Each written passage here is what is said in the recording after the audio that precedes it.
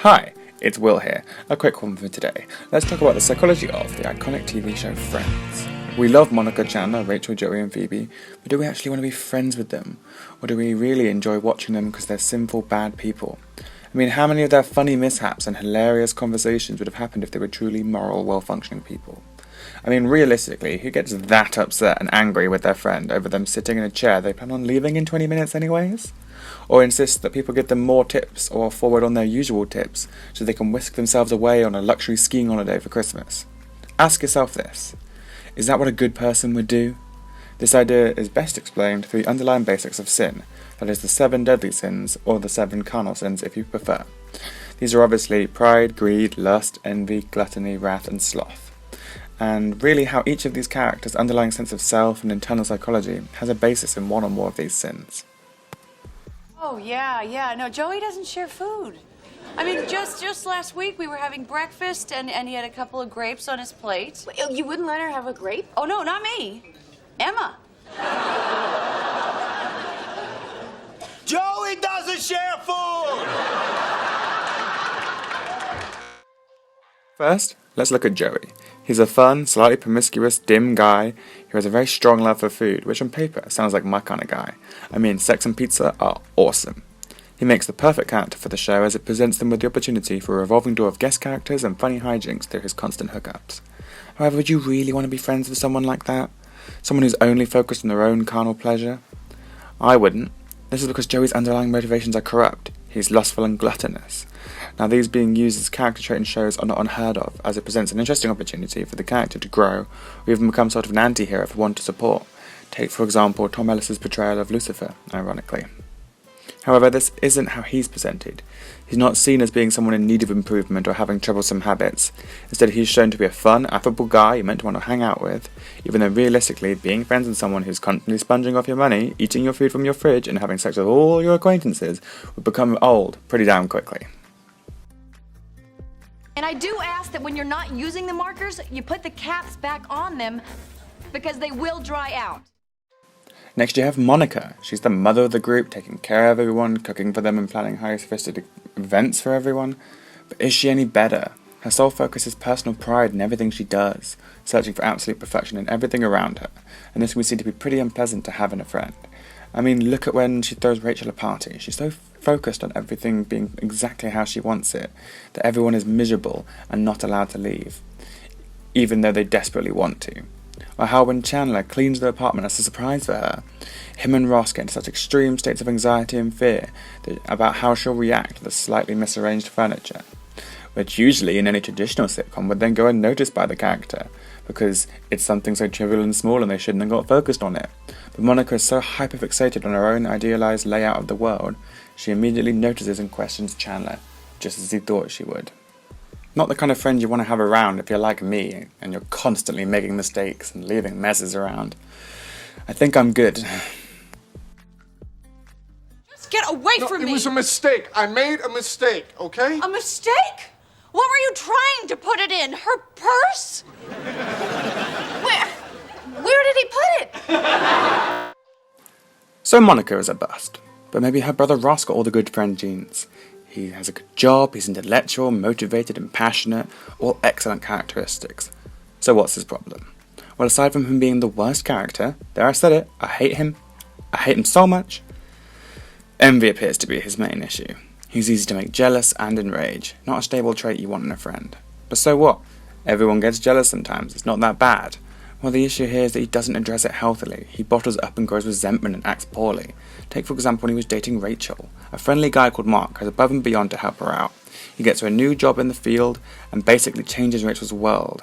Any trusting and empathetic friend would be happy for her. Instead, he hyperfixates on Mark, refusing to accept that he's not interested in her or trusts his girlfriend when she says nothing's going to happen between them. This leads to his damnation as he suffocates her with gifts, and it leads to her to a breaking point. Not the ideal friend at all. What makes this worse is he's incredibly hypocritical. Within hours of his breakup, he gets with another woman while Rachel is at home heartbroken.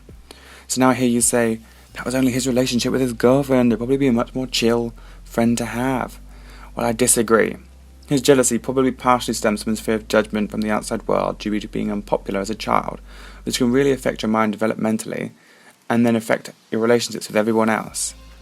This clearly bleeds into other parts of his life. Take for example how weird and fragile Ross got over their nanny being male, a nanny who was Freddie Prinze Jr. for Pete's sake. What a win!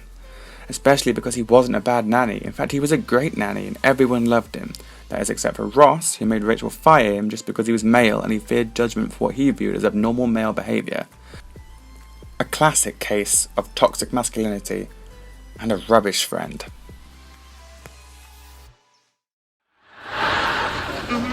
Yeah, I just ordered a beer. You're straight, I get it. Here we go. Ladies and gentlemen, please welcome the incomparable Helena Handbasket. Hello, darlings.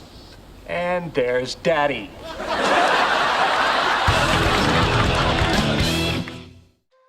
Right, well, who's left? Maybe Chandler. He's funny. I mean, of course, we'll have to ignore his blatant homophobia and transphobia towards his father for just wanting him to live an alternative lifestyle, even though he's still a supportive and caring parent. Also, we should probably ignore his laziness and sloth with him not contributing in work and being too slovenly to actually find a job anywhere he might enjoy. Or how about Phoebe? She's a breath of fresh air with a quirky personality and skill with the massage that could really come in useful. Just better watch out for that wrath of hers, having previously mugged Ross, stabbed a cop, and potentially even chained her husband up for the day while she goes out to run errands. Not to mention her emotional manipulation by using her tragic childhood and mother's suicide to win favour with her friends and get special treatment in even the most trivial of debates, like getting a muffin. Come on, Phoebe. You're on fire! I know! One more score to go. You can do it. Don't touch me! Don't touch her! All right, go left. Go left. Go right. Go right. I can't! No! You son of a...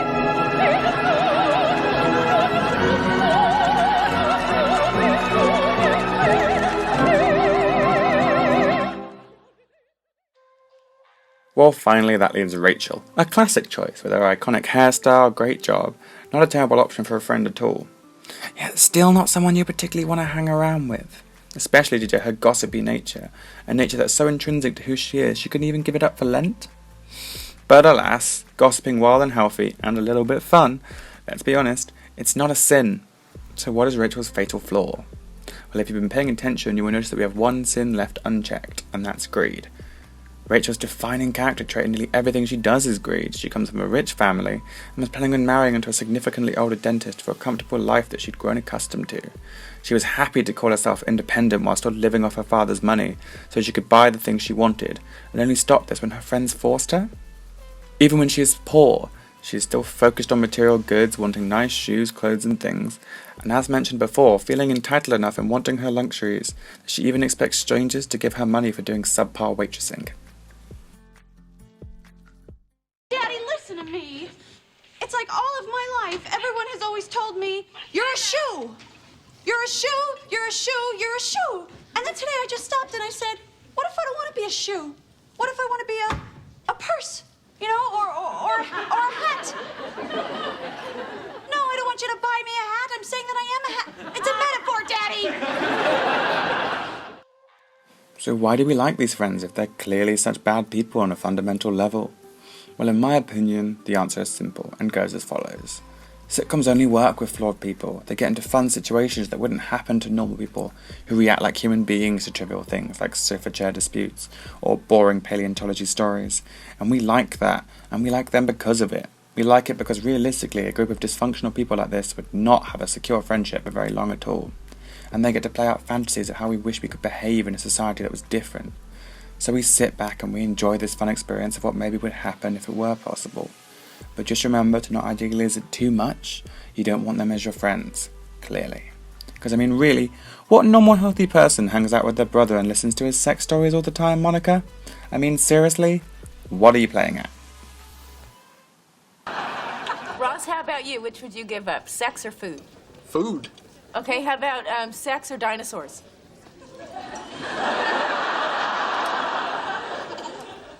Oh my god, it's like Sophie's Choice.